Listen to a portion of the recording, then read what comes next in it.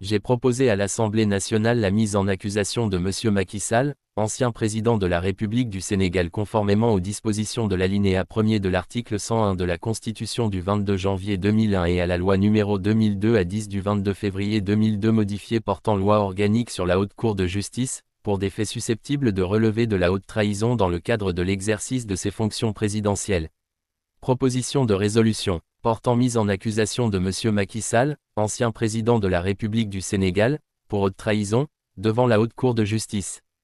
Présentée par Guy Marius Sagna, député. Exposé des motifs. Mesdames, Messieurs, la Constitution de la République du Sénégal dispose, en son article 101 alinéa 1er, que « le président de la République n'est responsable des actes accomplis dans l'exercice de ses fonctions qu'en cas de haute trahison ». Elle précise que la mise en accusation du président de la République est votée par l'Assemblée nationale à la majorité des 3/5 de ses membres. Cette procédure, exceptionnelle par nature, vise à garantir que les plus hautes charges de l'État soient exercées dans le strict respect des principes républicains, conformément à l'attachement solennel exprimé dans le préambule de la Constitution à la transparence dans la conduite et la gestion des affaires publiques, ainsi qu'au principe de bonne gouvernance.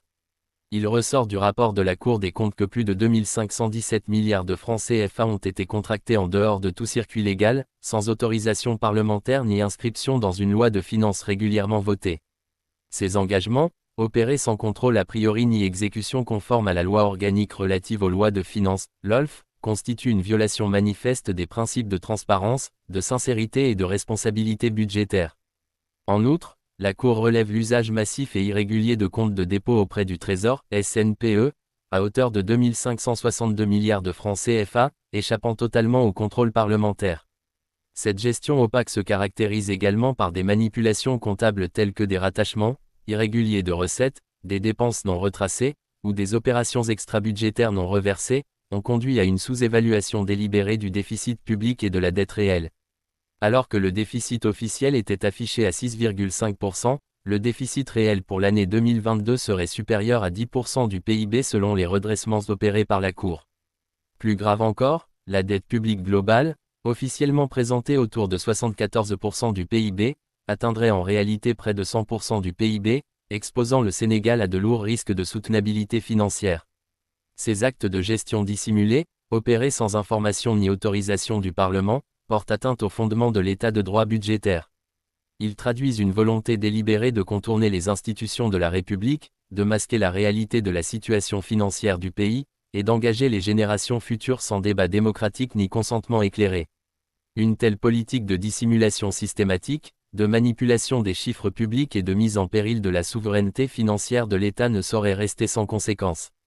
Elle constitue, au regard de son ampleur, de sa récurrence et de ses effets dévastateurs sur la crédibilité du Sénégal, un manquement d'une exceptionnelle gravité pouvant être qualifié de haute trahison au sens de l'article 101 de la Constitution.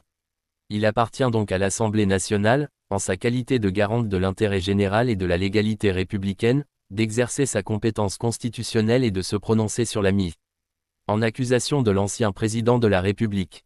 Projet de résolution. Article unique. En application de l'alinéa 1er de l'article 101 de la Constitution du 22 janvier 2001 et de la loi numéro 2002-10 du 22 février 2002 modifiée portant loi organique sur la Haute Cour de justice, l'Assemblée nationale met en accusation Macky Sall, ancien président de la République du Sénégal, pour des faits qui relèvent, selon les éléments portés à la connaissance de l'Assemblée, de la haute trahison, notamment, la contraction, hors de tout cadre légal, d'une dette publique d'un montant de 2517 milliards de francs CFA, sans autorisation parlementaire ni inscription dans les lois de finances.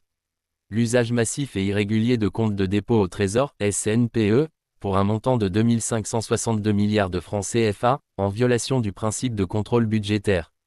La dissimulation du déficit réel de l'État, supérieur à 10% du PIB, et de la dette publique globale, estimée à près de 100% du PIB, compromettant la transparence, la sincérité et la soutenabilité des finances publiques.